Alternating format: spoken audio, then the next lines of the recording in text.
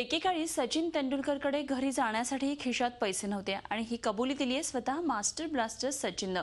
सचिननं आता अनेक यशोशिखरं गाठली आहेत. अमाप प्रसिद्धी, प्रेम आणि पैसा त्याला मिळालाय. पण एकेकाळी कशी परिस्थिती होती ते सचिननं स्वतः सांगितलंय. पाहूया सचिन काय म्हणाला. 12 वर्षांचा असताना माझी मुंबईच्या 15 वर्षांखालच्या संघामध्ये निवड झाली. पुण्याला 3 सामने होते आणि या सामन्यामध्ये खेळायला मी उत्सुक होतो. पहिल्या सामन्यामध्ये मी 4 धावांवर रनआउट झालो.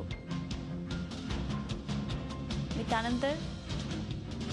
त्यानंतरच्या सामन्यात पाऊस झाला, त्यामुळे आम्ही सगळे सिनेमा पाहायला गेलो आणि त्यानंतर चविष्ट पदार्थांचा आस्वादही घेतला.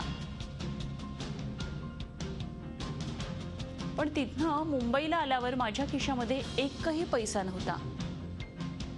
त्यामुळे दादर स्टेशनहून मला शिवाजी पार्कपर्यंत चालत यावं लागलं. तेव्हा जर माझ्याकडे मोबाईल असता तर घरच्यांना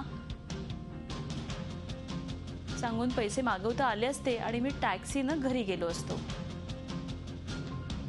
पण तसं झालं नाही. सध्या तंत्रज्ञानामध्ये बराच चांगला बदल झालाय.